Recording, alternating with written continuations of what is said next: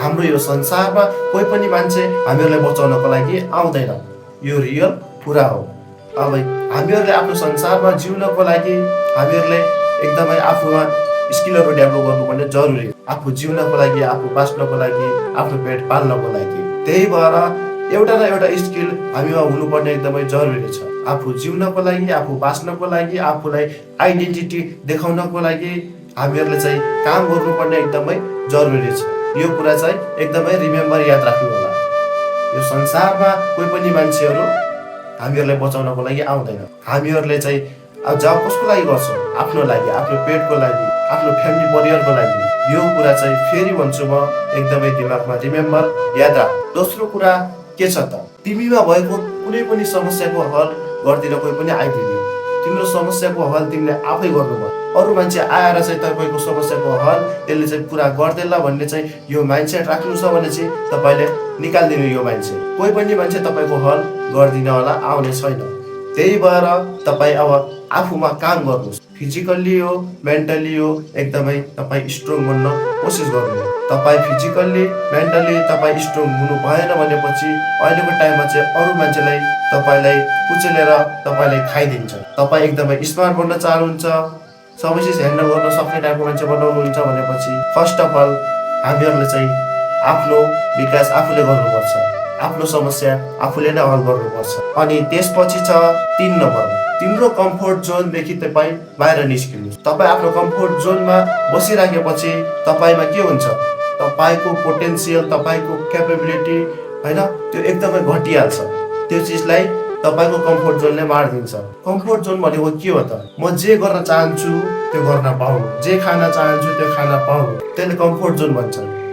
तर कम्फोर्टमै बसिराखेपछि हाम्रो स्किल छ नि, त्यो हामी डेभलप गर्न सक्दैनौँ। आफूलाई पहिला डेभलप गर्नु पर्यो, कम्फोर्ट जोनदेखि बाहिर निकाल्नु पर्यो। मैले च्यालेन्ज लगेको छु, यो म कम्फोर्ट जोनबाट बाहिर निस्केर चाहिँ यो च्यालेन्जमा चाहिँ म पुरा गर्छु। कन्टिन्यू चाहिँ धैर्यता राखेर चाहिँ काम गर्छु।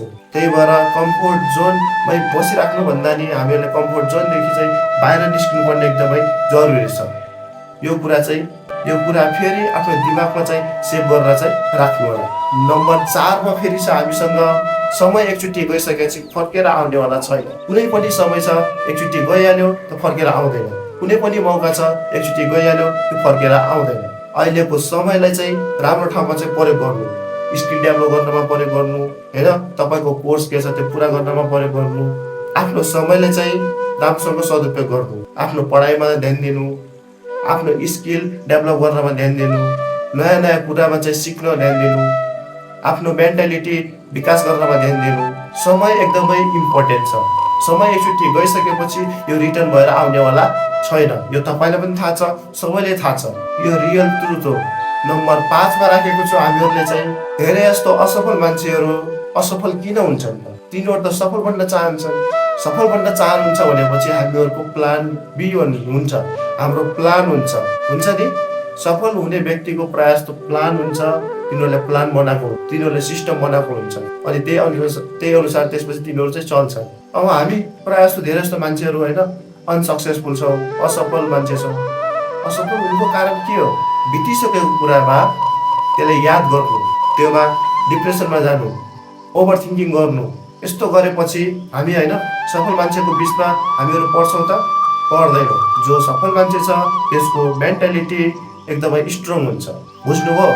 हामी यो संसारमा सबैजनालाई खुसी राख्न सक्दैनौँ। अहिलेको टाइममा चाहिँ आफूलाई खुसी राख्नु, आफ्नो फ्यामिलीलाई खुसी राख्नु, आफ्नो ख्याल राख्नु, आफ्नो फ्यामिलीको ख्याल राख्नु, यहाँ सबैलाई खुसी राख्न थालेपछि तपाईँ आफ्नो जिन्दगी जिउन सक्नुहुन्न। यो पनि रियल ट्रुथ हो। तिमीले आफ्नो हेल्थमा फोकस गर्यो भनेपछि वेल्थ अटोमेटिकली चाहिँ बनिहाल्छ। तर हेल्थ छैन भनेपछि वेल्थ आउँदैन। त्यही भएर आफ्नो हेल्थमा चाहिँ एकदमै फोकस गर्ने, एकदमै डाइटिङमा ध्यान दिने, खानेकुरामा ध्यान दिने, एकदमै ध्यान दिनुपर्छ हामीहरू। अनि त्यसपछि चाहिँ हामीसँग 8 नम्बरमा सोसल मिडिया ट्र्याप। फेसबुकले, इन्स्टाग्रामले, युट्युबले मान्छेहरूको ध्यानलाई चाहिँ एकदमै कन्ट्रोल गरेको छ। जति पनि मान्छेहरूले चाहिँ त्यहाँ आफ्नो लाइफ देखाइरहेको हुन्छ, लाइफ स्टाइल, त्यो एडिटेड पार्ट मात्र, त्यो एउटा रियालिटी हो, एडिटेड पार्ट।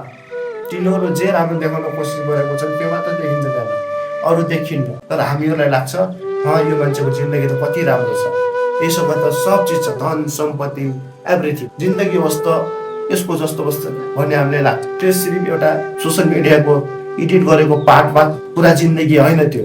तपाईँ जस्तो सोच विचार राख्नुहुन्छ तपाईँलाई भोलि त्यस्तै हुन्छ। यो चाहिँ हाम्रो संसारको नियम हो, यो रियालिटी हो। आज चाहिँ मैले सानो कुराहरू चाहिँ जे मैले भनेको छु तितो छ तर सत्य हो। यी कुराबाट चाहिँ तपाईँले चाहिँ सिकेर चाहिँ अगाडि बढ्नु होला। अनि यो हाम्रो ग्रुपमा गएर हाम्रो यो भिडियोलाई चाहिँ लाइक सेयर गर्नुहोस्, कमेन्ट गर्नुहोस् अनि आफ्नो साथीभाइहरूलाई चाहिँ